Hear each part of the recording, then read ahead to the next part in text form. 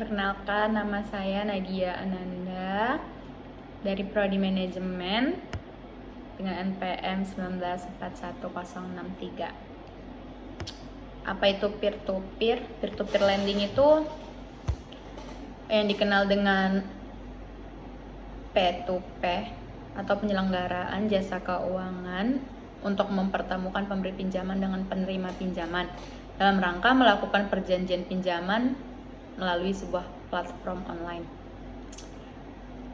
Peer-to-peer lending ini juga disebut sebagai online marketplace karena menyediakan wadah bagi pihak debitur untuk memperoleh pinjaman dana dari investor. Peer-to-peer lending ini juga memungkinkan setiap individu mengajukan pinjaman atau memberikan pinjaman untuk berbagai kebutuhan tanpa menggunakan jasa dari lembaga keuangan. Seperti bank atau koperasi sebagai perantara proses dan sistemnya yang mudah digunakan ini dibandingkan lewat bank, koperasi, ataupun pemerintah yang terkenal memiliki proses ribet dan kompleks. Jenis-jenis peer-to-peer lending itu ada peer-to-peer lending produktif. Itu dibagi dengan yang pertama kita dapat memilih bagaimana cara pengusaha ini kita danai, yang kedua dengan melakukan pengembangan dana atau peer-to-peer lending, yang ketiga dapat dilakukan dengan verifikasi. Nah, jenis-jenis ini sejak awal kemunculannya dipengaruhi oleh perkembangan di dunia teknologi dan informasi yang terbilang sangat cepat. Terdapat juga beberapa peer-to-peer lending. Contohnya itu kayak likuiditas terbilang agak lambat, atau peer-to-peer lending konsumtif itu terbagi dari likuiditas terbilang lebih efektif cepat dibandingkan peer-to-peer lending produktif. Yang kedua, peer-to-peer lending konsumtif juga memberikan bunga yang relatif lebih tinggi dibandingkan produktif. Untuk cara kerja peer-to-peer lending itu yang pertama sebagai pemberi dana. Contohnya itu apabila kita telah memilih untuk menjadi pemberi pinjaman atau investor, kita akan mendapatkan akses untuk mengecek. Selain itu kita juga akan melihat semua data yang berkaitan dengan pengajuan pinjaman, khususnya data pribadi debitur yang mendapatkan dana pinjaman dari kita, seperti riwayat keuangan yang tujuan pinjaman dan hal-hal lainnya. Jadi ketika kita telah memutuskan untuk menginvestasikan uang di platform investasi ini, maka kita dapat langsung memberikan sejumlah dana sesuai dengan pilihan Anda debitur yang memperoleh pinjaman. Dana dari kita akan mencicil dana yang telah dipinjamkan setiap bulannya. Kita akan memperoleh keuntungan berupa dana pokok dan bunga yang dipinjamkan sebelumnya. Sebagai pemberi dana, apabila kita telah setuju dan ingin menginvestasikan dana yang kita miliki pada pengusaha tertentu, maka kita bisa langsung memberikan dana tersebut pada permohonan dana. Pemohon yang telah memperoleh pinjaman akan mencicil dana pinjaman setiap bulannya, dan kita akan mendapatkan keuntungan dana pokok dan bunga pinjaman tersebut. Yang kedua, sebagai permohonan dana.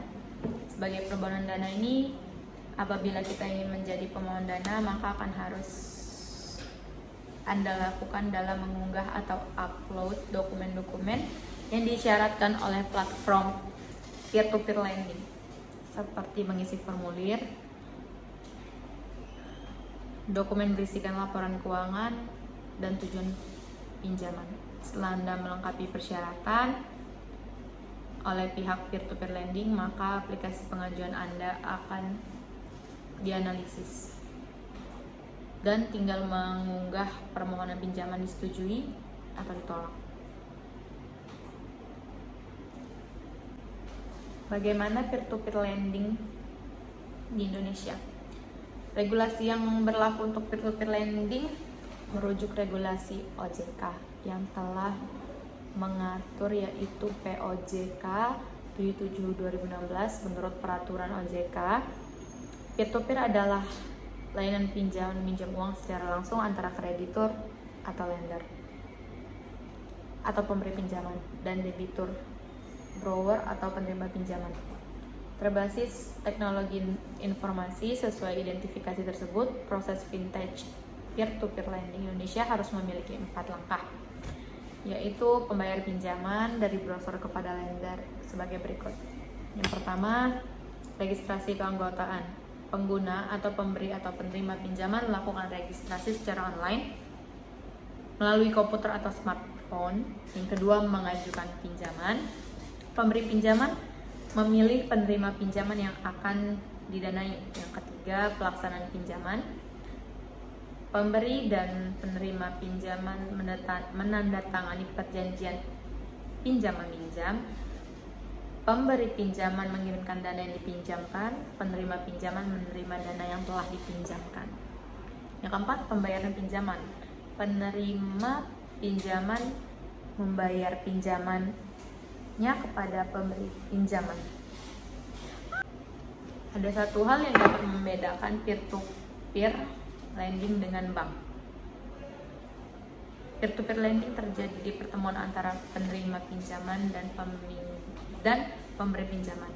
Pertemuan tersebut harus terjadi di platform teknologi informasi penyelenggaraan peer-to-peer antara borrower dan lender. Sementara perbedaan di bank, pihak yang menabung tidak tahu kepada siapa dana yang mereka tabungan tersebut disalurkan sebagai pinjaman.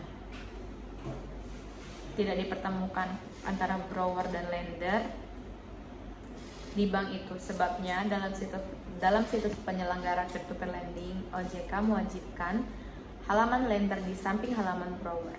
Halaman lender dan borrower wajib ada di peer-to-peer lending. Dengan adanya pertemuan lender dan borrower, maka perusahaan peer-to-peer lending tidak melakukan penghimpunan dana. Bahkan OJK mengeluarkan peraturan bahwa dana lender yang di rekening bank escrow milik penyelenggara peer-to-peer hanya boleh mengendap paling lama 2 hari. Don't forget to like, comment, and subscribe.